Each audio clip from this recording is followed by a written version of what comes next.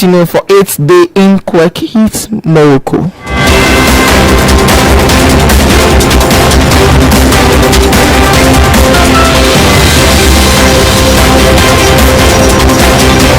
This and many other news are what we'll be reviewing this morning. Good morning from every part of anywhere you are listening to us. This is Light Radio, your source for knowledge. As you are listening, you can as well watch us live on our social media handles on YouTube, Light Radio, on Facebook, Light Radio, on Twitter, The Light Radio, on Instagram, Light_radio, official.lightradio@gmail.com. You can send us messages, and you can equally listen to us via Radio Garden by searching for Light Radio. You can as well listen to us by downloading our app via Play Store. LR is the symbol.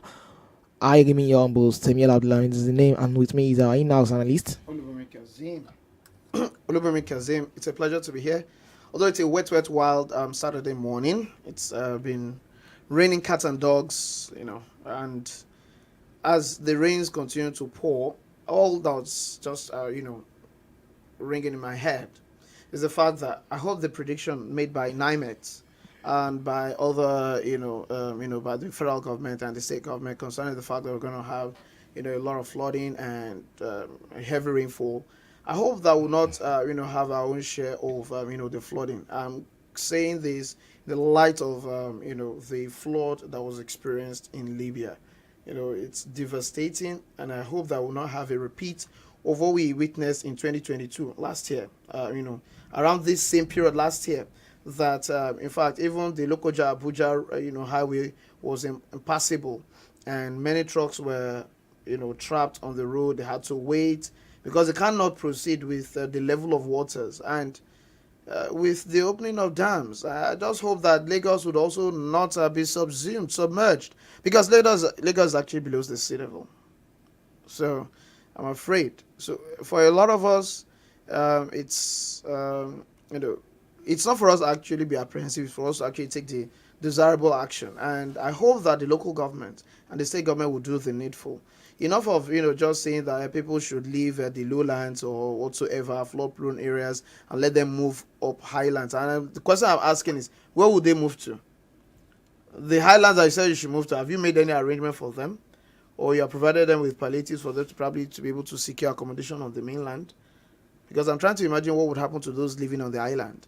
So it is important that we take note of all this, and let us do the needful. The idea of actually dropping refuse in the drainage.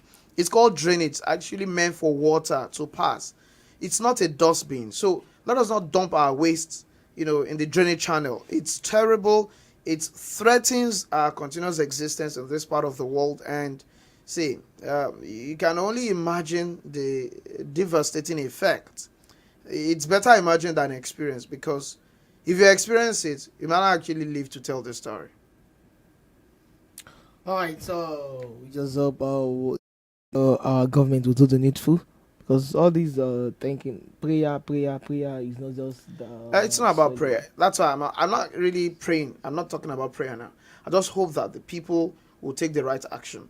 And for the government, I hope before now, I know they've been desilting the drainage channels, parking out the refuse, removing dirt and so many other things like that. But so many at the level of the local government, I can say to a large extent that nothing is happening in a lot of places. Just like it has been in Nigeria. See, we have actually killed the local government. So, and a lot of it because of the selfishness of the governors. So I hope that is not what would happen. So let's go. So not to waste too much of our time, let's dive into today's work. President Tinubu off to New York on Sunday for 7th-8th hunger. Yeah, the United Nations General Assembly, would start next week, and the president would depart the shores of this country on Sunday, so that I can be part of it. And the president's special advisor on media and publicity, Ajuri Ngelale, came up with the president's itinerary, different kinds of meetings, on the sidelines of the Union General Assembly, apart from participating in the plenary session and, the general sessions, where he would also probably, I want to believe that the president will also deliver, Nigeria's, national address, at that The floor. UN Assembly. Being the first time that the president would actually attend such a session. Session. So I will hope that we would deliver Nigeria's statement at that assembly. Probably the same way it's actually been moving around the world, trying to encourage people to come to Nigeria to actually come and invest, trying to attract what is called foreign direct investment. And I believe that offers them even a bigger floor. The G20 summit has just gone by, and he really, at least if going by some of the commitments that are made by some of the business India, the businessmen that he was able to interact with, at least we were able to get a commitment of close to $14 billion. Imagine $14 billion into our economy. It would actually push it up and probably even reduce the stress on the naira to a large extent. Apart from that is the fact that the president also just, it meant he left there. He met with different businessmen, met with different countries, actually met with Germany. Next month we'll actually be going to Germany on the invitation of the German Chancellor. He met with Germany, the German leader, who met with South Korean, leader, met with even the president, Joe Biden. In fact, it was at that forum that President Joe Biden extended a personal visit, invitation to him to come over to New York, to the White House. So I believe that along the sideline of this UN General Assembly, would actually be meeting with President Joe Biden, and also be meeting with so many other businessmen along the line. So we just he needs it very much, and I hope that eventually will translate to something meaningful economically to Nigeria, because that will be the essence of all this. Imagine if probably you have done all this and you really don't have anything to show for it, and for us to really have something to show for it means that so many things really need to be taken care of back home, and that has to do with probably the issues of security, rejigging the economy, trying to formulate some drastic policies, especially as it revolves around the management of the foreign exchange. At the end of the day, when you have people coming here and they are unable to repatriate their funds, that sends a very negative signal to anybody who really wants to invest. And that is one thing that made the president also, after the conclusion of the G20 summit, instead of just returning to Abuja straight, decided to also make a stopover at United Arab Emirates, and met with the president of that country, tried to resolve bilateral issues that have existed over time that led the United Arab Emirates government to actually impose a kind of visa restriction on Nigerians. And at the same time too, there was the stoppage of the flight of Emirates Airline and Etihad Airlines into Nigeria and in and out of Nigeria. And that really, and a lot of Nigerians actually do business in Dubai. So at the end of it affected us a great deal. It affected so many Nigerians that were there. It affected many Nigerians that are here. That a whole lot of people every now and then, it's just like a weekend, going to do a weekend in Dubai. So eventually it affected their business. For those that really have business, I'm not talking about those that you probably just go there for pleasure. A lot of them still, that actually did not stop them. A lot of them still go.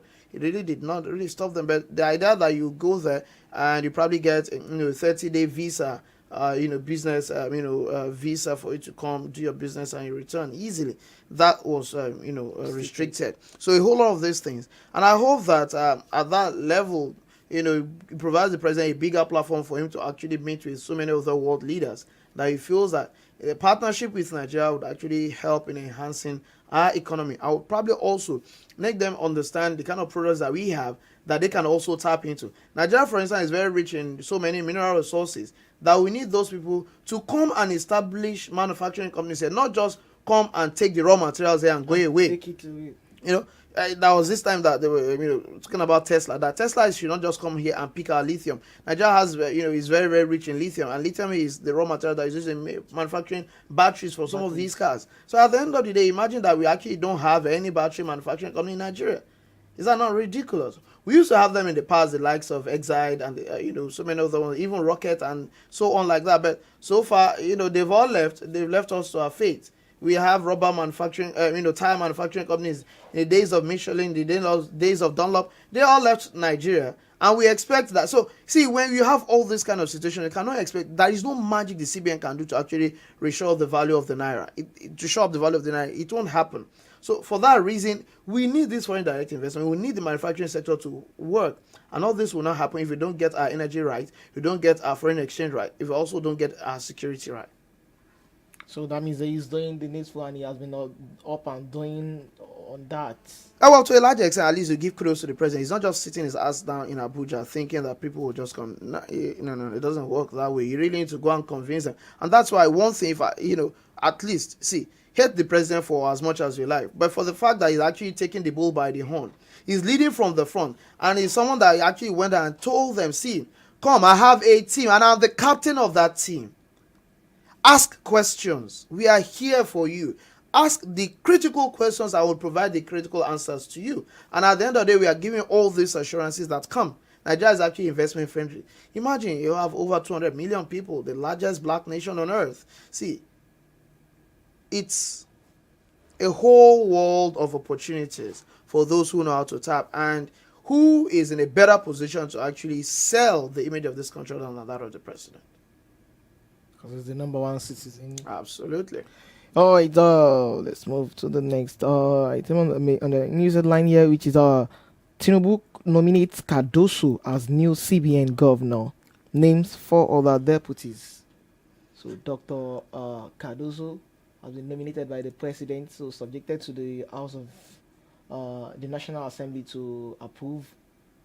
Well, this is something that a lot of people have been expecting. In fact, so many speculations in the past. In fact, we have a situation where some people are even saying that probably Wale Edun will be made the CBN governor. Some even said probably no, it's Sanusi that will be brought back. Some even said that, in fact, why are we wasting time? In fact, we have Kemi Olunloyo, or Dr. Kemi, as she calls herself, as saying that probably it should even be someone probably like Dangote that should act because he's a business mogul and things like that. So people have been speculating. So many names have been flying out there, as probably possible, persons that would replace Emefiele. Ever since Emefiele was on suspension, and Emefiele has gone on suspension now since I think about probably was it July or June. Yes. Then so. Since then, he has been under suspension, and we're like, would he come back to serve out his tenure? Because ordinarily his tenure was supposed to actually elapse, next year, June 2023. But then, the president, has his own ideas, and he has said that no, this guy is not coming back. And he did not say he remove him. He only said he suspended him. The president has the power to suspend him, cannot unilaterally remove him without the support of the National Assembly. Now, I'm trying to look at how would the National Assembly react to this, because officially there was no communication to the National Assembly concerning the removal of Emefiele and the nomination of these new ones. And like we said, that the appointment of the CBN governor and the deputies is subject to the ratification of the National Assembly. And currently, the National Assembly is on recess. So until the National Assembly reconvenes, then this appointment will probably just be, a mere appointment. They can't even act. They cannot serve.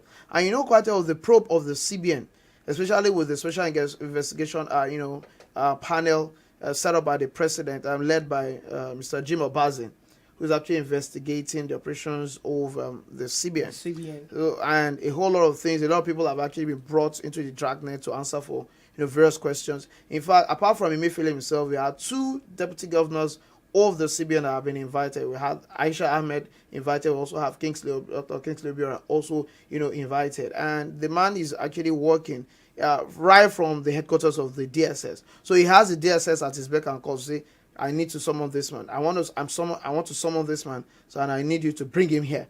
Before you know it, the DSS will sweep on the person. The person will be brought.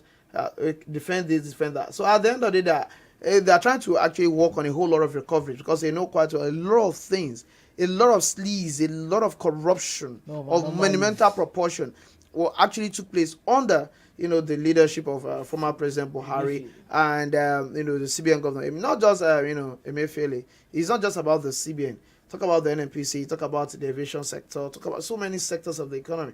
We had an accountant general that actually personally, refunded how many $1,000, almost $1 million in cash, an accountant general.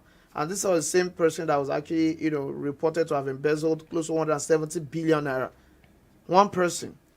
Or you want to talk about the Attorney General and some of the allegations against him. You want to talk about Hadi Sirika and so many other people like that. So, all these things are there. I hope that Mr. Jim Obaze would actually extend his dragnet to different sectors so that we can probably see a whole lot of things that actually went down under the administration of former President Buhari. And see, the objective exactly is to actually recover these funds. We know quite well that probably by the time you go to court, a lot of these things will probably just continue till eternity, because the judicial system in Nigeria is actually very, very slow, and to a large extent, probably we don't even get justice at the end of the day.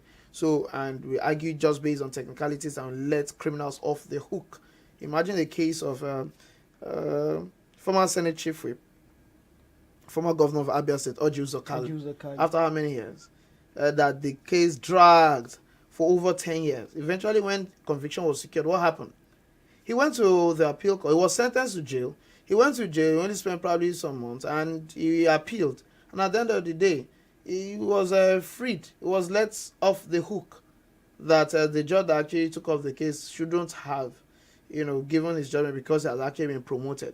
And you know quite well that this case intentionally dragged for so many, and on the basis of technicality, that case is off. And now he's a free man enjoying his loot. That's what we have. So we're not interested probably, see, as much as we would encourage prosecution, I think what matters most at this point in time is actually recovery of those looted assets. You made mention of something then. You said a lot of anomalies that happened during the leadership of President Muhammadu Buhari. Is he not supposed to be prosecuted for all these things himself, because he was the captain of the team? See, we don't have the tradition of actually prosecuting former presidents in this country.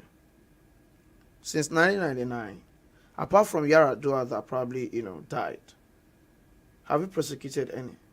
That's why the allegation of $16 billion of funds pumped into electricity sector, and all we got was darkness. Has anyone summoned former President Olusegun Obasanjo to actually account for that investment or expenditure claim? That expenditure claim. Did anybody investigate him? No. I talk about former President Jonathan. Despite all the noise, despite the fact that key men in his administration were actually prosecuted, did anybody touch him?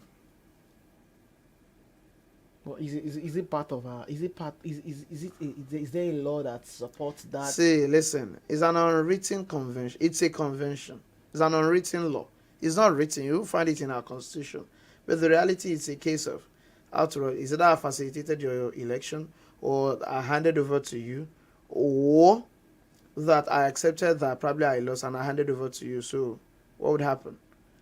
Just, allow me to go and just let it slide. Just let it slide. Allow the sleeping dog lie. Because if you want to come after me, then you get yourself, can get yourself halt in the process. So, and some of this people, they also have their loyalists, they have their people in government. So, what are you saying? So, it's the unwritten law. So, let's just, forget that angle. So and that's why I said the focus should actually be on, recovery and repatriation of our stolen funds, so that we can actually use it to probably work on this economy. Hoping that, too, it will not be relooted. We have been relooting the recovered loot. That's just it, because we don't even know where all those see, let's not go there. Let's not go there. Okay. Sanwo-Olu swears in 37 commissioners, special advisors, advises them to cooperate with state assembly. Going by the experience of the screening process. Who is in a better position to actually give such an advice to the appointees other than the governor himself, who actually who faced the backlash from the members of the House of Assembly. Well, see, I don't want to dwell on the political aspect of it. So now, eventually, the governor initially submitted 39 names. 22 were confirmed, 17 were dropped. Now, upon the intervention of the Governor's Advisory Council of, APC, there was an interface between the governor and the Speaker of the House of Assembly. You saw how the Speaker went, public, with his rant and, telling the whole world, whoever cares to listen, the house is not a rubber stamp, will do our jobs, nobody can intimidate us and things like that. We are the representative of the people, and you cannot, if you like, write whatsoever you want to write, say whatever you want to say, invite anybody you want to invite to say whatever they want to. Nobody can intimidate we are still in charge. We are in charge, and all those ones like that. Let's not go down that line. So, but eventually, the elders, the party elders, under the guise of the Governor's Advisory Council, intervened, and they were able to resolve the matter. So eventually, the governor sent an updated list of another 18 names, featuring about 12 or 13 of the former list. 17. Of those 17 that were dropped, 5 were taken out. But eventually, of the 18 that he submitted, 15 were confirmed immediately. 1 was stepped down, 2 were dropped. And eventually, so one of those, the one that was stepped down for further scrutiny, eventually made it a day to the inauguration. So after that, so we now had 37 or 38 people eventually. So it's supposed to be 16 plus 22. Yes. That's 38. But on the floor of the inauguration, because the inauguration took place, I think, on Wednesday. So at ABDULHAMID Burial Hall, at Alausa, Ikeja, where they were actually inaugurated by the governor himself, sworn in. And eventually, 37 people showed up. One person, like we got feelers, was absent, and a female, we got information, probably I think he secured a more juicy appointment, kind of appointment, I think in Abuja this time around. So felt like, let me go and roll with the Abuja guys, the big boys, and let me leave you guys with the local politics here in Lagos. Okay. So she actually did not show up. So eventually 37, and they've been allocated the different portfolios. So I will hope that governors will now start, because imagine, since the election, we had the election March 11th in Lagos, and since March 11th, we are just governors had actually been on the standstill since March. So many abandoned projects, road projects, so many projects across the state have been abandoned. So we hope now that the governor can pick up governance and concentrate on his job now. Enough of the grandstanding and going to Abuja this time around. So let's leave the president to do his job while you have your job here in Lagos, with myriads of challenges facing the citizens of Lagos, the people of Lagos. So we need you to actually give us good governance. And Mr. Governor, let Lagosians have a reason to justify the second term ticket that you were given. Let them not regret bringing you back for a second term. Please, I want to appeal. Lagos needs governance. I'm talking about governance.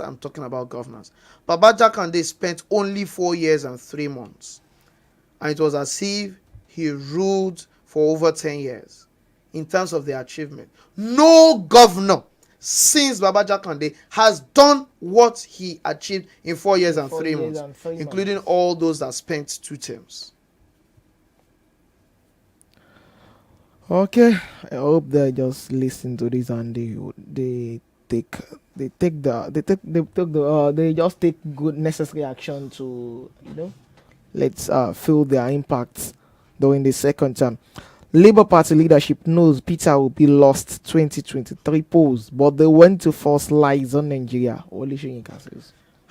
Prof came up with another salvo this time around, and as expected, Prof has been dragged online. Okay. It's just as if,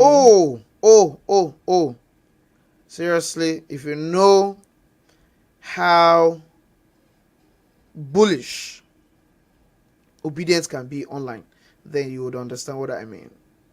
See, as much as I respect Mr. Peter Obi, a lot of times the supporters have actually made it look like an ethnic agenda, and it's rather unfortunate.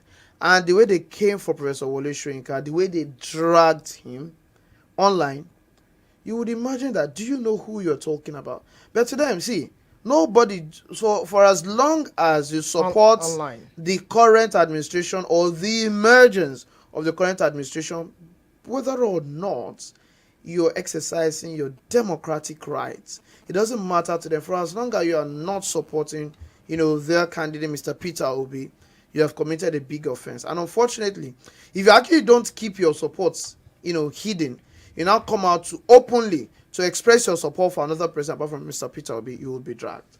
And to them, they think that Professor Wole Soyinka is being partisan simply because Tinubu is Yoruba, forgetting the fact that election, democracy does not run that way.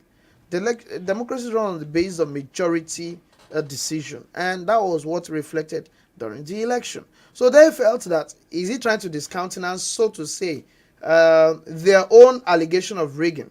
Because that's them. That's the fact that they've not been able to prove that in court.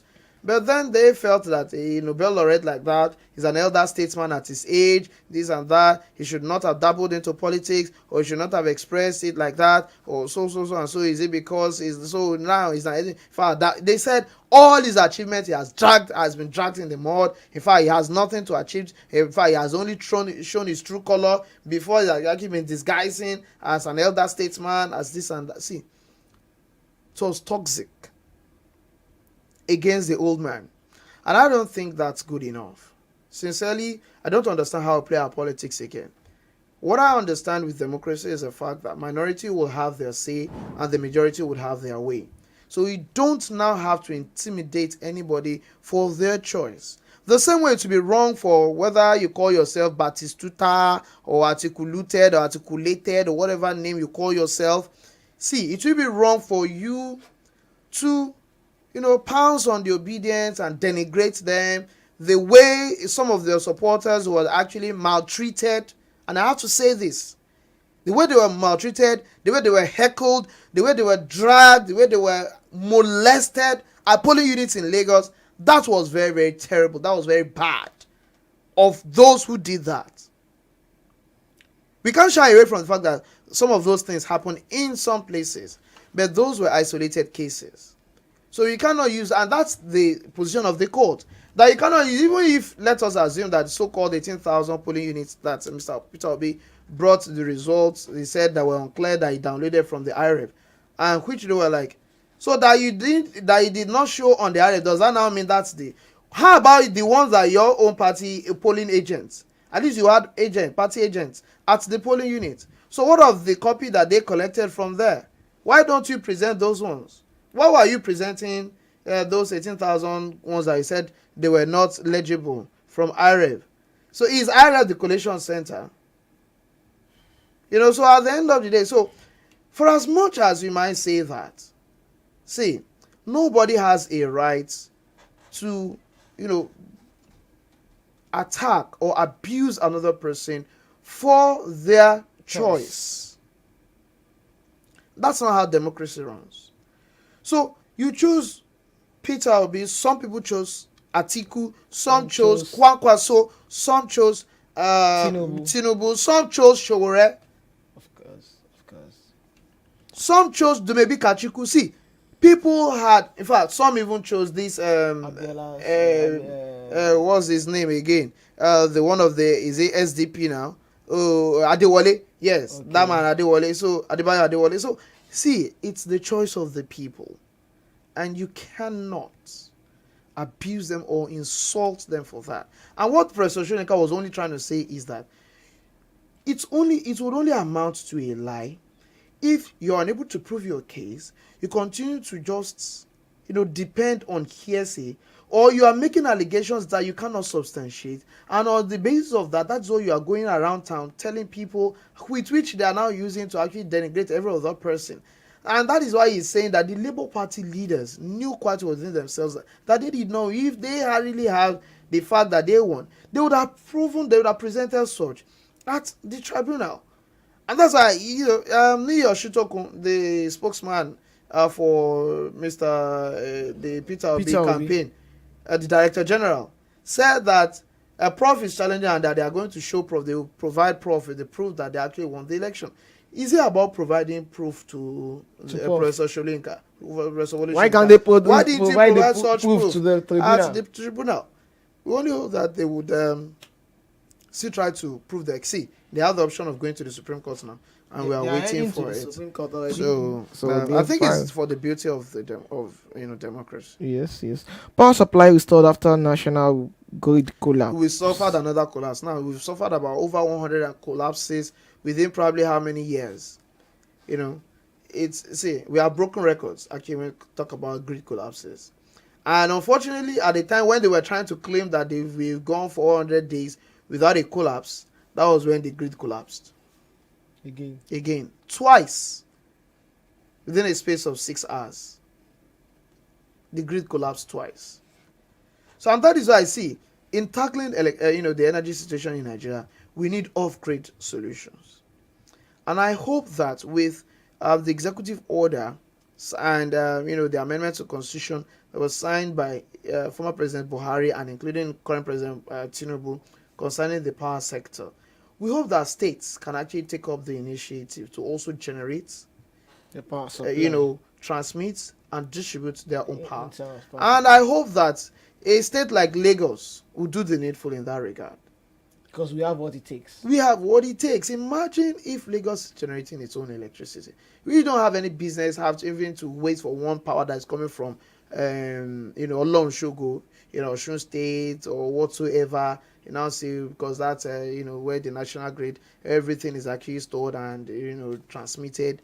It doesn't make any sense. It does not make any sense. What it takes to have our own hydroelectric power in Lagos. Seriously. What it takes. See, let me tell you, for Lagos, we can have different off-grid, arrangements. You can say for those on the island, because you are very close to water, you will probably even use wind. Let me tell you, you can use wind.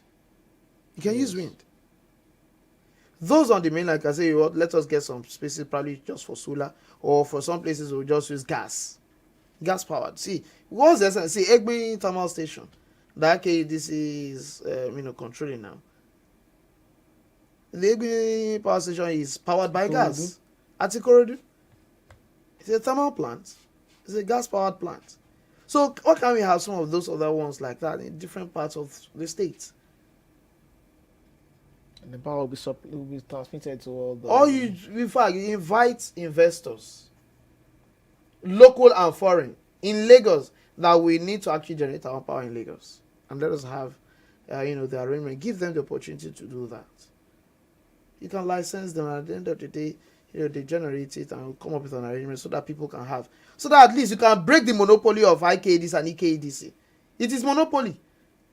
Because if this area now is controlled by IKDC, no other person can supply power. That's wrong. And that's why they are misbehaving. They now have one fraudulent, thing they do now. They go around houses in the name of debt recovery.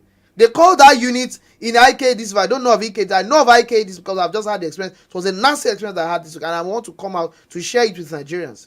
See, they go around now claiming that some people have used one particular meter in your house, and that meter was registered in that house address, and that meter probably had been used for 10 years ago. That was the last time it was used, or 9 years ago, or 5 years ago, or 6 years ago. Now that they have come, the property, those using the property must pay for that. Can't they go after? And they cannot go after the person that registered that meter, that opened that account with IKDC, that was paying on it. Some of them have a situation where the person has even gone with the meter. We are not claiming that that was 500,000, that was 600,000 debt on it. And at the end of the day, so it is those living in that house, and they'll tell you that even if you are not using that meter, you are not using that wire, you are not using that line, but for the fact that it was registered in the name of that property, in the address of that property, no other person, no other account can have the right to actually get supply of electricity until they have cleared the debt on that old account. Whether or not you know about it is none of their business. Their own is they just have to recover it, and you have to be the one that will bear the brunt. If you like, probably if there's another even landlord that owns the house and you bought the house at that time and this is a new account, or in fact, let me tell you, even if it's a case of it was one tenant that rented an apartment with that landlord, and it was the tenant that got that meter and had left with the meter, they will tell you it is the landlord that must bear the responsibility, or for those that are living there now, that must bear the responsibility for that person that had gone. That is what IKEDC is doing now. I hope NERC is listening, and I hope we'll probably get a resolution for this, because this is nothing but exploitation. You are putting responsibility on those who are innocent of it in the name of address. So you claim now that, oh, probably because someone registered a particular vehicle in a particular house, 20 years ago, and the person probably committed murder or had gone. So you have to come and... So you now have to come and arrest those that are living, or the landlord, or those that are living in the house now. Does that make any sense? IKDC, come out and debunk what I have said. Because you have that unit. It's the DMC. Okay. Yes. It's a debt management unit. In fact, they will bypass your marketer to actually come and serve you. That is what they are doing. Defrauding Nigerians. Come and debunk what I have said. And I hope NERC is also listening, so that it can save many Nigerians from exploitation. People that are innocent are actually suffering the brunt of what they know nothing about. So NERC, the federal government, state governments, unfortunately, NERC really has proven to be against the masses who they are meant to protect, because a lot of times they dance to the tune of these discos, because they are the ones, let me tell you, the same NERC that will tell you that they have not approved an increment in tariff know quite well that these discos they are charging the new tariff to customers. The same NERC that went ahead to increase the price of meters that would actually worsen, the acquisition of these meters. You are saying that enough people have not actually been metered. So many people are unmetered. And this IKDC is actually, giving them estimated billing. Crazy bills. So it's at that period that you now... At that period, you decide to increase the cost of acquiring a prepaid meter. Please, is there any sense in that, NERC? So that at the end of the people say, I don't even have money again, so I cannot even buy. So let me just continue. Let me continue to pay this. And at the end of the day, as it is currently, let me tell you, they just say any household, no matter how small, or even it's just a flat, it is now 100,000 naira per month. So far it is estimated, they will bring 100,000 naira. That's the minimum now. So at the end of the day, go and settle it. Oh. So they are using this so that at the end of the day, if eventually you get prepaid meter, you would have had backlog of debt amounting to millions to service. At the end of the day, migrate everything on your prepaid meter if eventually you get one. And at the end of the day, imagine now servicing millions in debt that you did not consume because there was no load assessment before they came up with the idea of billing you 100,000 naira in a month. You now have electricity bill even more expensive than your rent. Does it make any economic sense? NERC, does it make any economic sense? Federal government. We just hope they will do the needful. We hope they do the needful. Let's just take 1 or 2 more. Sit at home has ended in Southeast Army Chief. Well, to a large extent, if that is true, I think the Southeast Senators have a lot of things to rejoice about. For the fact that, see, it doesn't make any economic sense that you have citizens of a particular region of this country unable to go out on Mondays. It's just ridiculous. And this was something that lasted for over a year. So now that they took the bull by the horn, I must give kudos to the governor of Enugu State, Mr. Peter Mba. And at the same time, I must give kudos to the Army Chief, Lieutenant General Tari Lagbaja, for doing the needful in trying to clear the Southeast of some of these elements, especially for those who actually obstruct people that actually want to come out on Mondays for their legitimate business. So kudos to them. And I hope that the citizens can actually sustain that by providing necessary information to the security agencies on the whereabouts of some of these people who have actually vowed to make the Southeast ungovernable.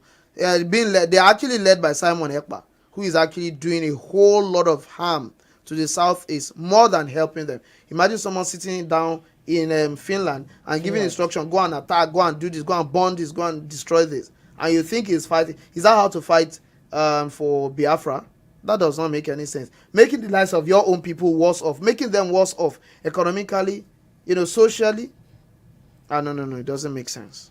It's not making any sense. Let's take this. Ogun Probe suspended Ijebu East local government chairman impeached. So let me tell you, democracy is as good as dead in this country if we allow this nonsense to go like that. That happened in Ogun State to go like that. We know quite except we deceive ourselves that governors have actually been diverting the funds of local government.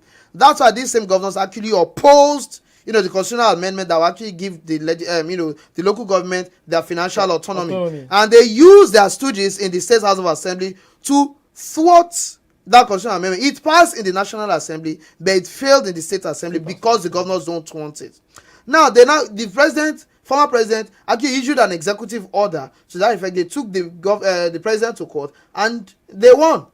The judiciary actually said, the president does not have the right to do that. So the governors are the ones that have the right to actually determine what probably goes to the local government. And at the end of the day, what is it? So they feed facts on the funds of the local government. They don't allow them breathe.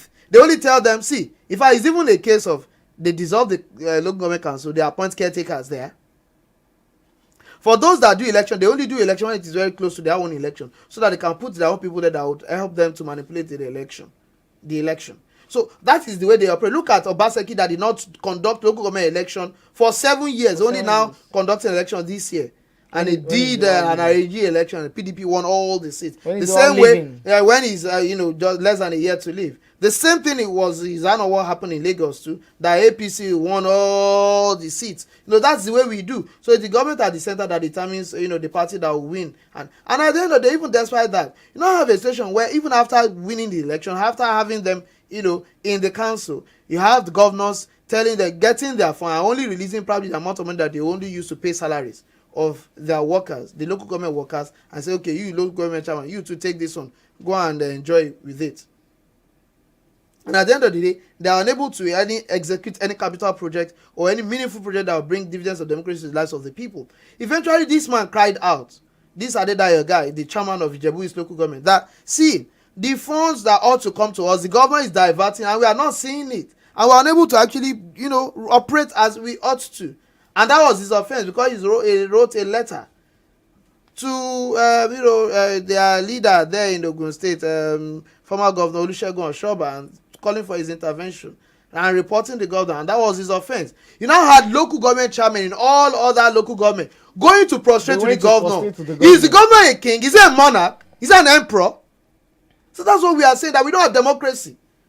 That Abiodun, this same that Abiodun that was, jumping around, running around after Tinubu, just because when the election happened, he now felt that, I have lost, so let me quickly go and beg, so that I can retain my seat. This same governor that probably we don't even know whether he will still last long in that office because of the case that Ladi Adibutu, because the way the election went, you saw what happened.